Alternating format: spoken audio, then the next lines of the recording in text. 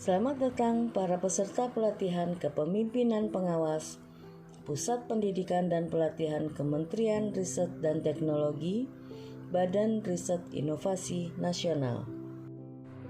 Bersama saya Siti Aminah, Widya Iswara, Pusat Pendidikan dan Pelatihan Kementerian Riset dan Teknologi, Badan Riset Inovasi Nasional. Mari memahami konsepsi pembelajaran aksi perubahan kinerja pelayanan publik. Kompetensi yang ingin dibangun di dalam pelatihan kepemimpinan pengawas adalah mewujudkan sosok kepemimpinan melayani yang diindikasikan dengan kemampuan membangun karakter dan sikap perilaku kepemimpinan Pancasila yang berintegritas, menjunjung tinggi etika birokrasi, dan bertanggung jawab dalam pengendalian pelayanan publik di unit organisasinya sebagai bentuk perilaku kepemimpinan Pancasila dan bela negara. Dan yang kedua adalah mengaktualisasikan kepemimpinan pelayanan dan pengendalian pekerjaan sesuai dengan bidang tugasnya dengan melakukan inovasi, kolaborasi, dan mengoptimalkan seluruh potensi sumber daya internal dan eksternal dalam rangka implementasi peningkatan kinerja pelayanan publik yang dilakukan oleh seorang pejabat pengawas. Tahapan pembelajaran aksi perubahan dimulai dari konsepsi aksi perubahan. Setelah itu Bapak dan Ibu akan dibimbing dalam merancang aksi perubahan. Setelah pembimbingan rancangan aksi perubahan, Bapak dan Ibu nanti akan melakukan seminar rancangan aksi perubahan. Kemudian Bapak dan Ibu kembali akan mendapatkan pembimbingan, pembekalan, implementasi aksi perubahan. Setelah itu Bapak dan Ibu melaksanakan aksi perubahan di tempat kerja selama 60 hari kalender. Di dalam melaksanakan implementasi aksi perubahan di tempat kerja tersebut, Bapak dan Ibu mendapatkan bimbingan dari atasan langsungnya masing-masing yang berada di Pusdiklat. Setelah itu, Bapak dan Ibu kembali ke kampus untuk melakukan pembimbingan aksi perubahan dan melaksanakan seminar aksi perubahan. Dan yang terakhir adalah berbagi pengalaman memimpin aksi perubahan. Konsep dari kepemimpinan melayani yang pertama adalah kinerja kepemimpinan melayani. Yang kedua, fokus pada pencapaian tujuan organisasi, khususnya dalam pelayanan, bersikap adil dan peduli pada pegawai, mengelola tujuan dan mewujudkan pegawai yang akuntabel. Yang ketiga adalah konsentrasi pada perilaku. Dan yang keempat, kemampuan mempengaruhi orang untuk mencapai kinerja tertentu.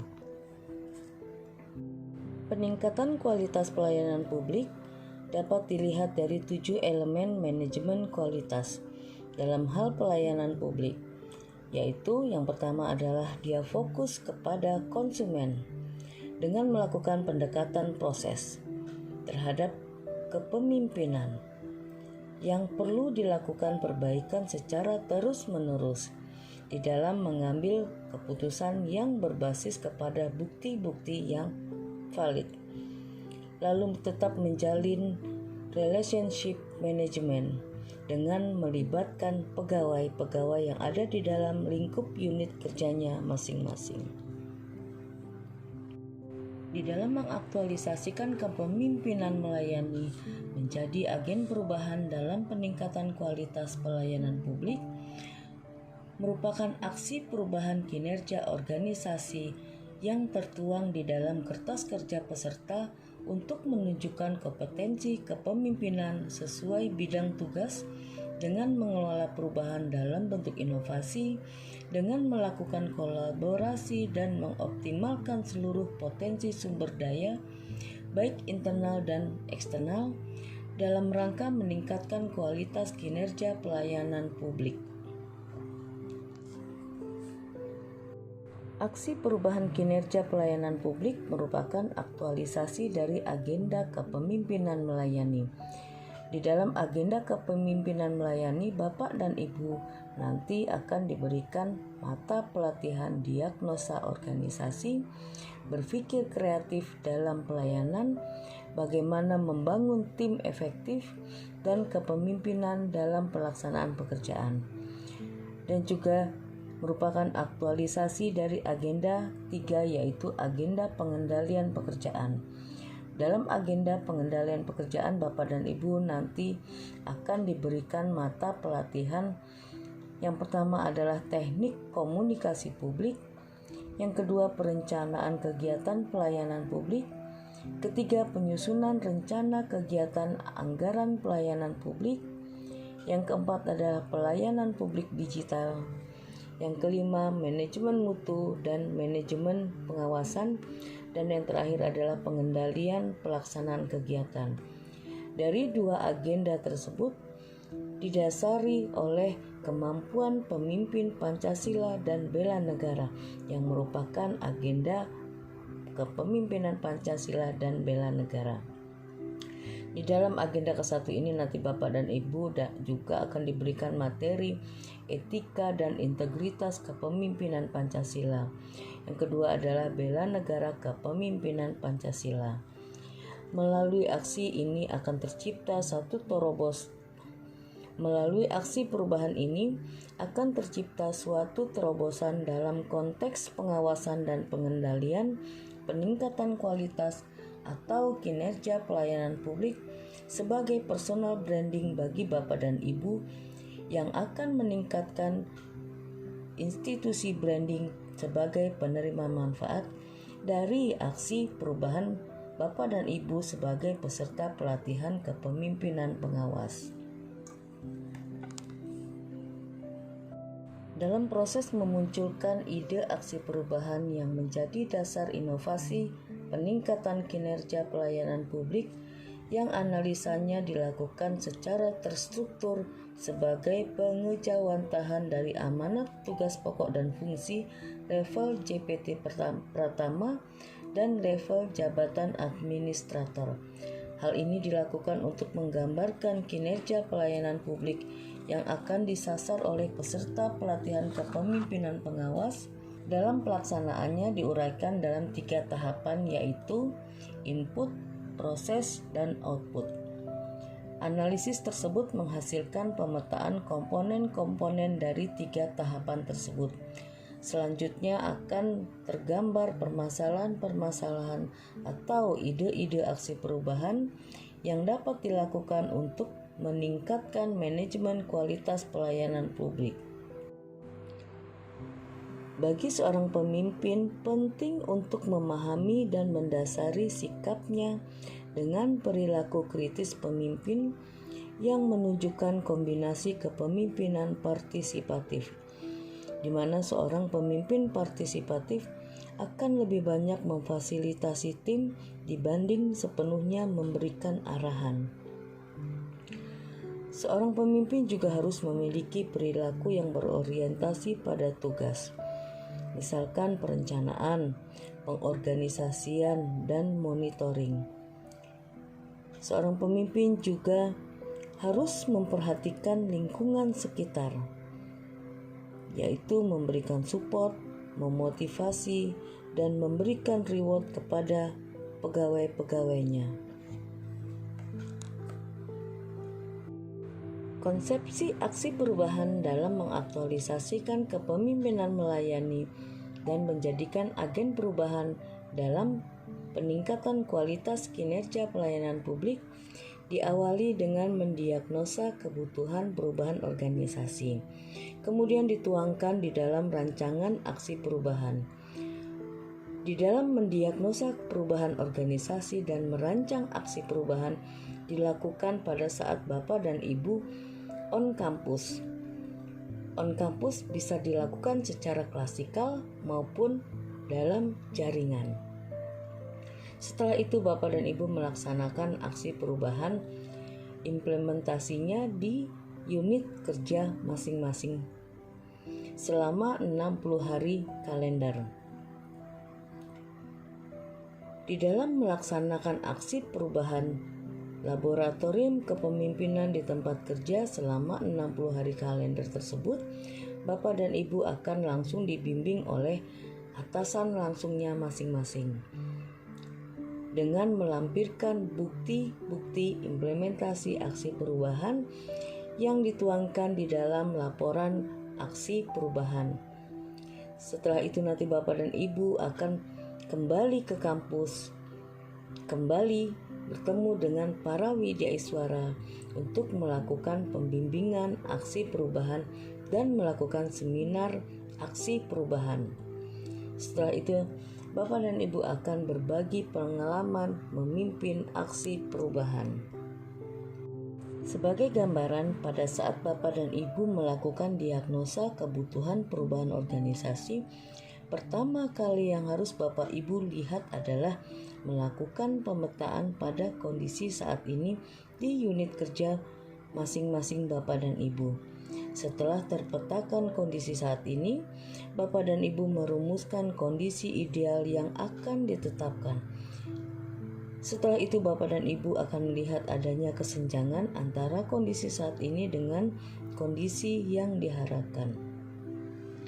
Dari kondisi saat ini, carilah apa yang menjadi penyebab-penyebabnya untuk menemukan solusi inovatif yang akan dilakukan dalam kurun waktu jangka pendek, jangka menengah, dan jangka panjangnya, dengan tetap melihat akibat dari kondisi saat ini jika tidak diselesaikan dalam waktu jangka pendeknya.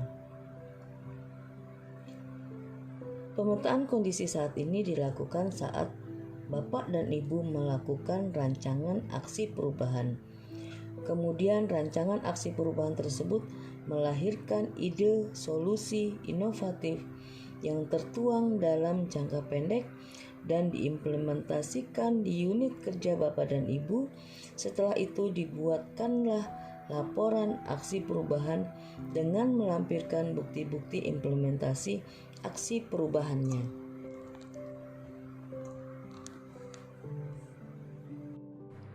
Baik, sekarang kita memasuki tahap penulisan rancangan aksi perubahan.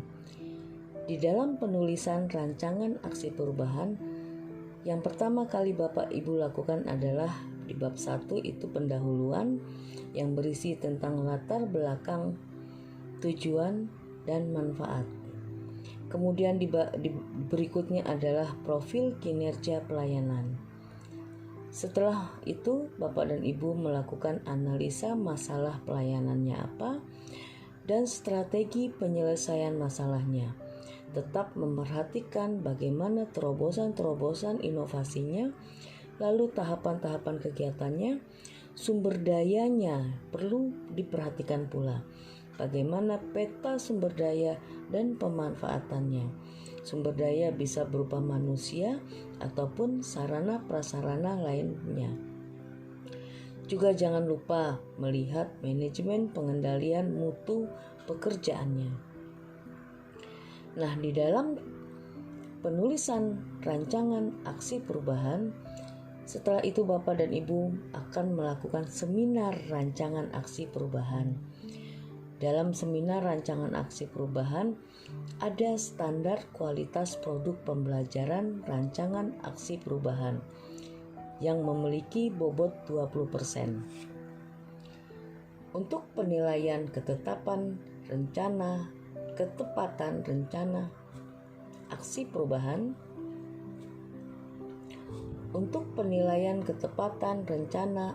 perubahan, memiliki bobot 5%. Bapak dan Ibu perlu melihat keterkaitan, kesesuaian mulai dari pendahuluan, profil kinerja pelayanan, sampai kepada analisa masalah pelayanan dan bagaimana strategi penyelesaian masalahnya.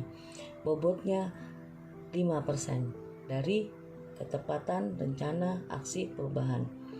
Untuk bobot terobosan inovasi juga 5%, tahapan rencana perubahan dan pengendalian mutu pekerjaan juga 5%, begitu pula dengan kejelasan peta dan pemanfaatan sumber daya organisasi, bobotnya sebesar 5%.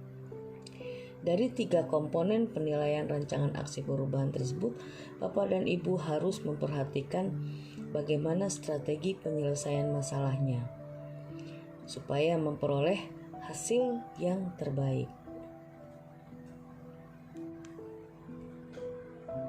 Indikator pertama dalam penilaian ketepatan rancangan aksi perubahan untuk melihat sampai sejauh mana kemampuan Bapak dan Ibu di dalam menganalisis untuk mendapatkan ketepatan rancangan aksi perubahan dengan permasalahan kualitas atau peningkatan kualitas kinerja pelayanan. Ada 4 level penilaiannya. Level 4, Bapak dan Ibu di dalam melakukan gagasan rancangan aksi perubahan dilakukan berdasarkan analisa permasalahan kinerja pelayanan dan kebutuhan stakeholders yang didukung dengan data. Pada level 3, Bapak dan Ibu melakukannya hanya berdasarkan kepada analisa terhadap kebutuhan stakeholders tanpa menganalisis permasalahan kinerja pelayanannya. Pada level 2, Bapak dan Ibu hanya melakukan analisa terhadap permasalahan kinerja pelayanan. Nah, pada level 1 inilah yang tidak boleh sampai terjadi, karena Bapak dan Ibu melakukan gagasan rancangan aksi perubahan dengan tidak melakukan analisa berdasarkan permasalahan kinerja pelayanan dan kebutuhan stakeholder. Dalam posisi seperti ini, Bapak dan Ibu dapat dinyatakan tidak lulus. Indikator kedua adalah terobosan inovatif untuk melihat kemampuan Bapak dan Ibu di dalam memecahkan masalah sesuai dengan kriteria inovasi. Apa saja itu kriteria inovasi? Yang pertama, memberi nilai tambah bagi organisasi ataupun stakeholder. Yang kedua, memiliki unsur kebaharuan. Yang ketiga, bisa direplikasikan. Dan yang keempat, dapat diterapkan secara berkelanjutan. Yang kelima adalah sesuai dengan nilai-nilai organisasi di mana Bapak dan Ibu saat ini bekerja. Untuk memecahkan masalah yang berkaitan dengan kebutuhan perubahan kinerja pelayanan secara inovatif dengan memenuhi seluruh kriteria inovasi, ketika Bapak dan Ibu sudah bisa dan mampu memenuhi seluruh kriteria inovasi, Bapak dan Ibu akan memperoleh nilai yang terbaik pada level 4. Namun, ketika Bapak dan Ibu hanya mampu memenuhi sebagian besar kriteria inovasi tersebut, Bapak dan Ibu berada pada level 3. Lalu level 2 adalah sebagian kecil yang dapat Bapak dan Ibu penuhi kriteria inovasinya. Level 1, Bapak dan Ibu tidak memenuhi kriteria inovasi secara keseluruhan. Pada posisi seperti ini juga Bapak dan Ibu bisa dinyatakan tidak lulus. Untuk itu Bapak dan Ibu, mari kita sama-sama memahami, mempraktekkan dan menuliskannya, menuangkannya di dalam laporan rancangan aksi perubahan secara sungguh-sungguh. Dengan kesungguhan, Bapak dan Ibu akan memperoleh hasil yang maksimal. Pada indikator ketiga ini, penilaian rencana perubahan dan pengendalian mutu pekerjaan untuk melihat kemampuan Bapak dan Ibu di dalam menyusun keterkaitan antara rancangan aksi perubahan dan pengendalian mutu pekerjaan untuk mendapatkan hasil yang diharapkan.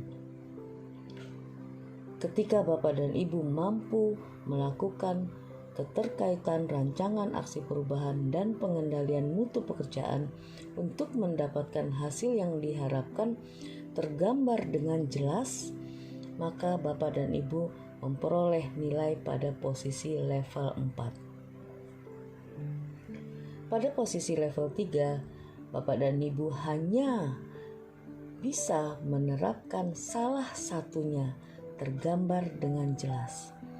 Tidak secara keseluruhan, tapi hanya salah satu.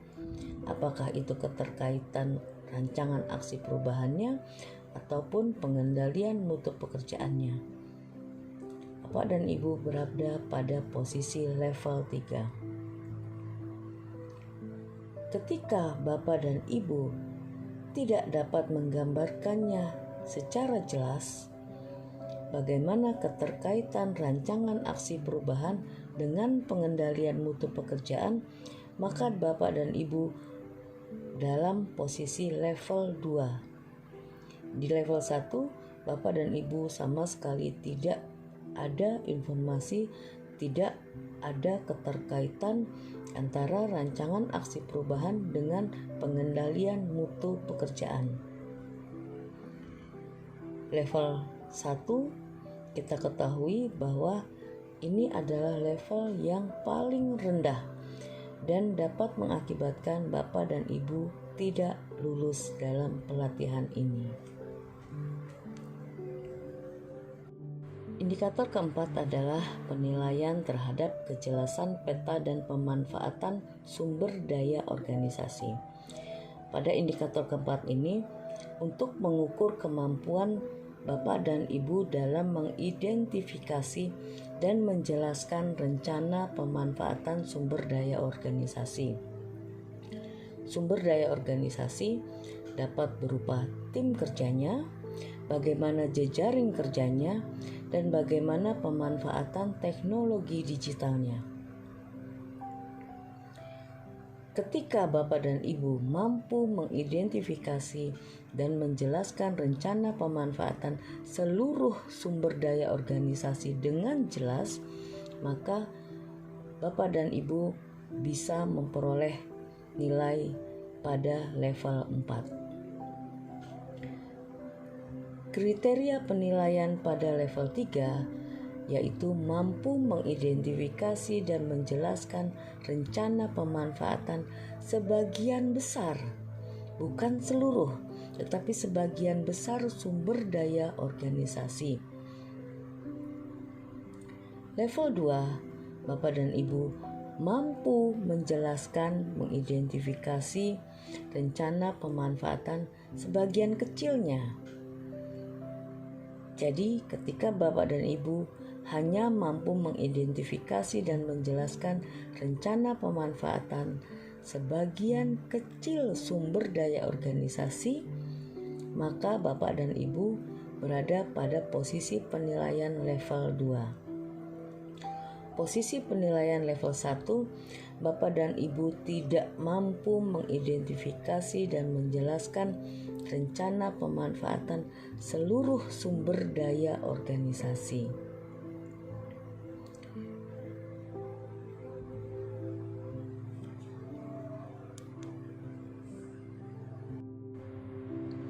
Pada saat Bapak dan Ibu melakukan implementasi rencana aksi perubahan di unit kerjanya masing-masing, itu dituangkan di dalam laporan aksi perubahan. Nah, laporan aksi perubahan tersebut ada standar kualitas produk pembelajarannya. Yang pertama adalah bagaimana Bapak dan Ibu mendeskripsikan proses kepemimpinannya. Bagaimana membangun integritas, pengelolaan budaya pelayanan, pengelolaan timnya. Lalu yang kedua, Bapak dan Ibu diminta untuk mendeskripsikan hasil kepemimpinannya. Capaian apa yang Bapak dan Ibu lakukan dalam perbaikan sistem pelayanan. Lalu bagaimana manfaat aksi dari perubahan tersebut? Adakah manfaatnya? Seberapa besar manfaatnya? Lalu bagaimana keberlanjutan dari aksi perubahan? Jadi aksi perubahan ini tidak berhenti pada jangka pendek, tetapi tetap ada tindak lanjutnya di dalam target capaian jangka menengah dan jangka panjangnya. Nah, pada saat Bapak dan Ibu nanti melakukan seminar laporan aksi perubahan, penilaian komponen laporan aksi perubahan memiliki bobot 30%.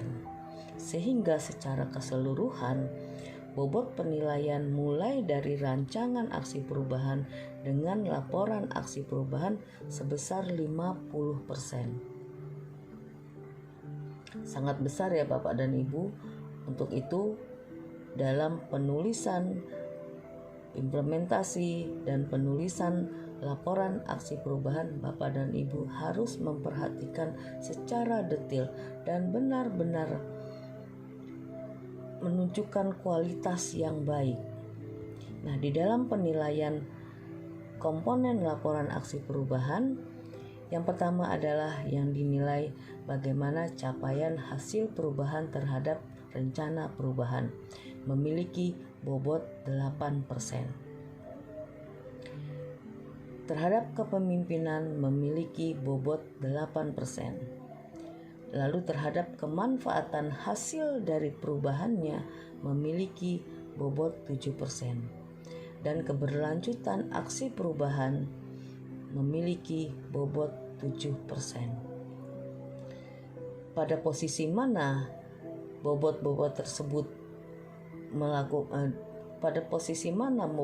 tersebut dalam penilaian proses penulisannya, Bapak dan Ibu bisa memperhatikan garis panah yang ada di dalam bahan tayang tersebut.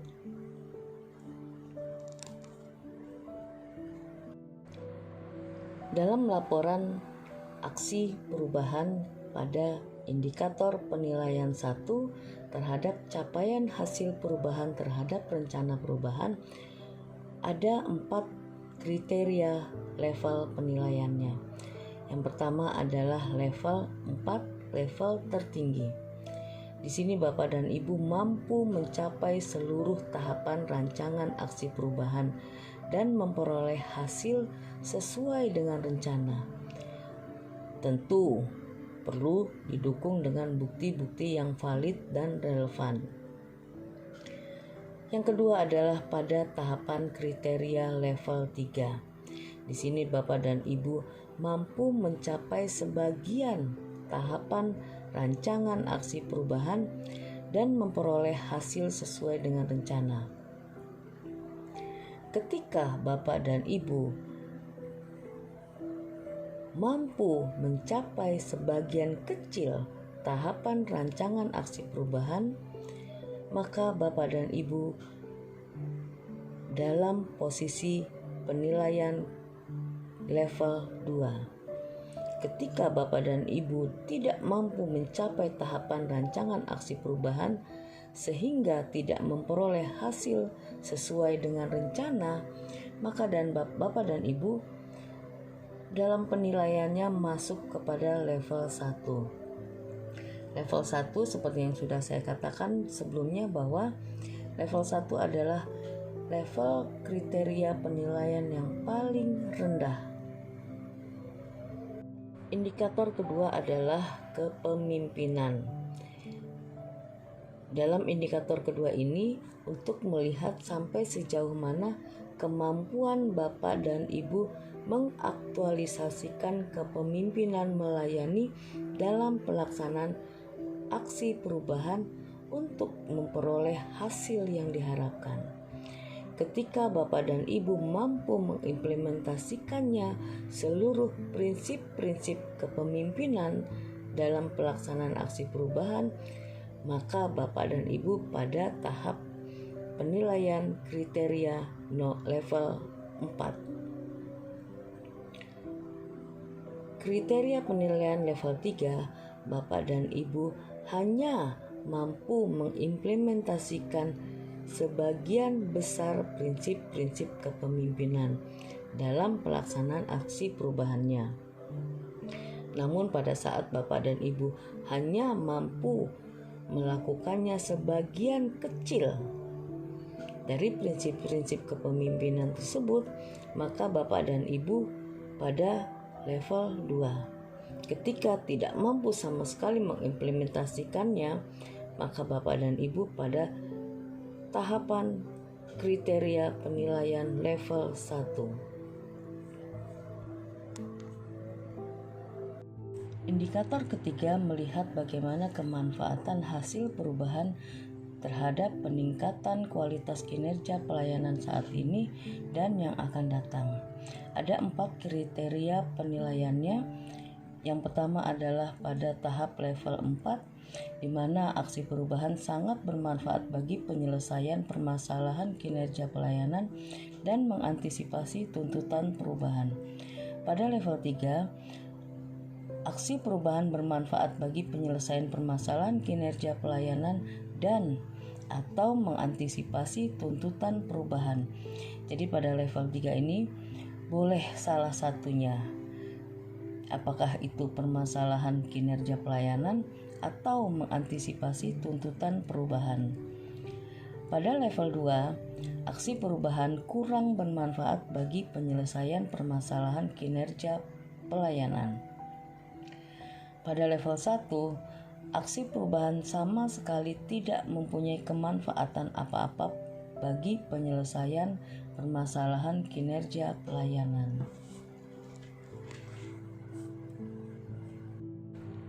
Indikator keempat adalah untuk melihat keberlanjutan hasil perubahan. Bagaimana kemampuan peserta dalam menunjukkan upaya yang menjamin keberlanjutan aksi perubahan.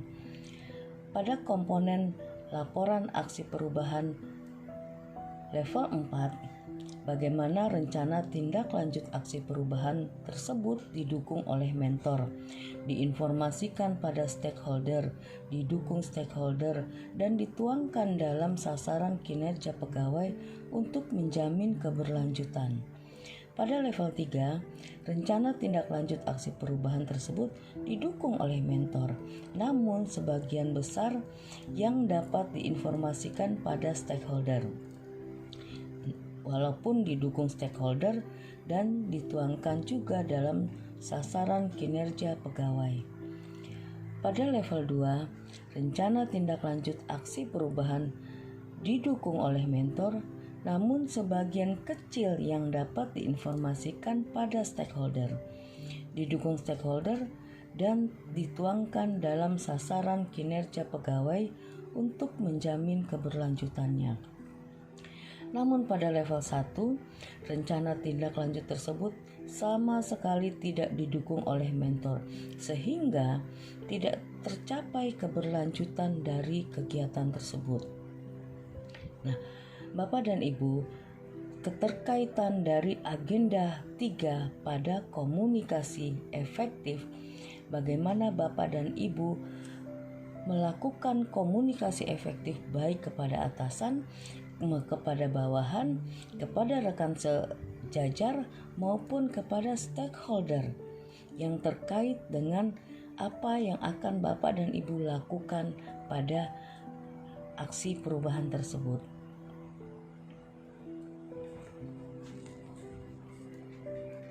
Hal-hal yang perlu diperhatikan oleh Bapak dan Ibu dalam pembelajaran aksi perubahan ini, bahwa pembelajaran aksi perubahan merupakan instrumen untuk mengukur kompetensi kepemimpinan melayani yang memuat ide-ide terobosan inovasi dari peserta untuk meningkatkan pengawasan dan pengendalian manajemen pelayanan publik. Yang kedua adalah aksi perubahan memuat rencana aksi perubahan dan laporan aksi perubahan yang dilengkapi dengan dokumen administratifnya sebagai bentuk pertanggungjawaban. Aksi perubahan merupakan hasil proses diagnosis pada unit kerja organisasi yang memenuhi unsur aktual, dapat diyakini, mendapat dukungan penuh baik oleh atasan langsung Bapak dan Ibu maupun atasan-atasan langsung dari atasan kita dan pemangku kepentingan terkait lainnya. Yang keempat adalah bahwa aksi perubahan ini harus layak. dapat diterapkan dan mendapat dukungan sumber daya dan mudah untuk dilakukan atau diatur dikarenakan akan adanya batasan-batasan tertentu. Aksi perubahan ini bersifat jangka panjang untuk mewujudkan kondisi ideal, maka keberlangsungannya harus dijaga, mulai dari jangka pendek, capaian jangka menengah, sampai kepada output capaian jangka panjangnya. Keberlanjutan inilah yang nanti akan menentukan apakah Bapak dan Ibu berhasil atau tidak melakukan satu aksi perubahan yang memiliki kemanfaatan bagi organisasinya masing-masing. Yang terakhir adalah produk pembelajaran aksi perubahan disarankan bersifat paperless dan menggunakan video untuk menggambarkan capaian produk dan kemanfaatannya dari produk yang telah dihasilkan. Baiklah Bapak dan Ibu peserta pelatihan kepemimpinan pengawas, sebelum kita mengakhiri sesi materi pelatihan konsepsi aksi perubahan, ada baiknya kita merefresh ulang kembali bagaimana mengelola aksi perubahan. Yang pertama adalah Bapak dan Ibu perlu melakukan penulisan dalam latar belakang secara umum, bagaimana profil kinerja pelayanan publiknya, lalu kondisi sekarang, kondisi yang diinginkan, dan apa terobosan-terobosan inovatif yang diperlukan.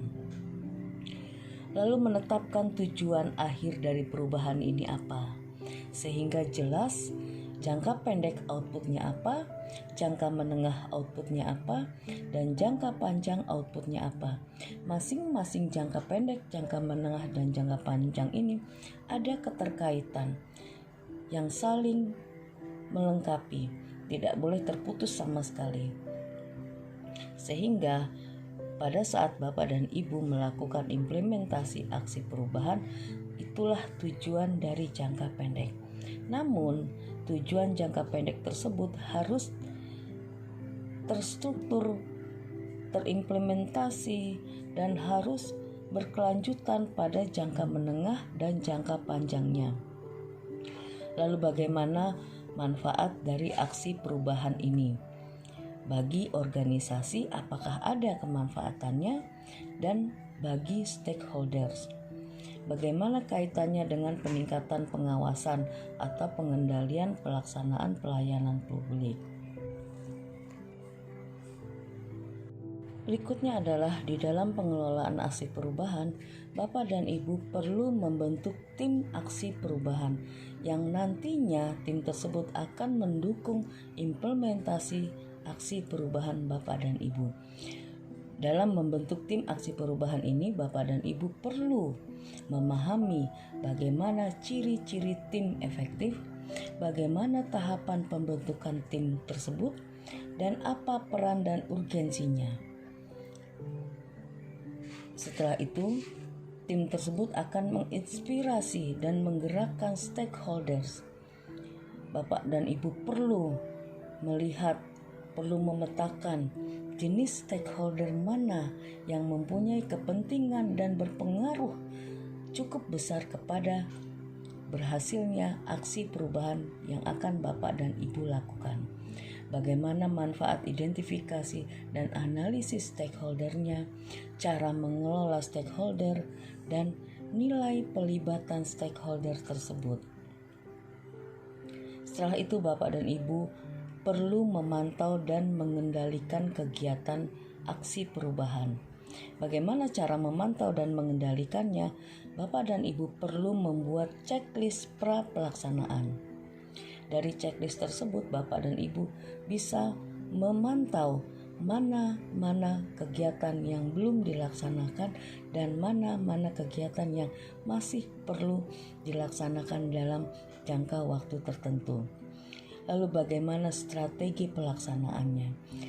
Dan Bapak dan Ibu perlu membuat satu sistem pemantauan dan pengendalian aksi perubahannya. Jangan lupa, Bapak dan Ibu juga perlu mendokumentasikan seluruh kegiatan aksi perubahan. Jenis dokumentasi aksi perubahannya, lalu bagaimana dokumen utama dan pendukungnya, bagaimana penempatan dokumen sebagai evidence pada laporan aksi perubahan. Ini perlu dikelola secara baik, secara serius dan secara sungguh-sungguh. Bapak dan Ibu peserta pelatihan kepemimpinan pengawas, pada proses akhir dari materi konsepsi aksi perubahan, Bapak dan Ibu perlu melihat bagaimana tata cara penulisan dalam rancangan aksi perubahan dan laporan aksi perubahan. Pada tahapan penulisan rancangan aksi perubahan, yang perlu Bapak dan Ibu lakukan adalah yang pertama, melakukan pendahuluan yang berisi tentang latar belakang, tujuan, dan manfaat. Lalu profil kinerja pelayanannya seperti apa, analisa masalah pelayanannya, dan strategi penyelesaian masalah yang memuat terkait terobosan inovasi di dalam penyelesaian masalah, lalu bagaimana tahapan-tahapan kegiatannya, sumber daya organisasi yang mendukung aksi perubahan Bapak dan Ibu, lalu bagaimana manajemen pengendalian mutu pekerjaannya. Ini pada tahapan rancangan aksi perubahan. Setelah itu Bapak dan Ibu melakukan implementasi aksi perubahan dan menuangkannya dalam laporan aksi perubahan. Di dalam laporan aksi perubahan, Bapak dan Ibu perlu mendeskripsikan proses kepemimpinan, bagaimana membangun integritas, pengelolaan budaya pelayanan, pengelolaan tim, dan bagaimana mendeskripsikan hasil kepemimpinan, capaian dalam perbaikan sistem pelayanannya, dan manfaat aksi perubahan. Yang terakhir adalah keberlanjutan aksi perubahan. Seperti yang sudah saya sampaikan, bahwa tindak lanjut dari kegiatan jangka pendek dengan menetapkan target capaian jangka menengah dan jangka panjangnya.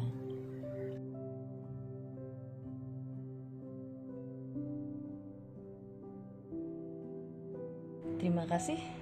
Tetap semangat dalam menjalankan amanah dan tanggung jawab seorang pejabat pengawas yang melayani dan sebagai pengendali pekerjaan.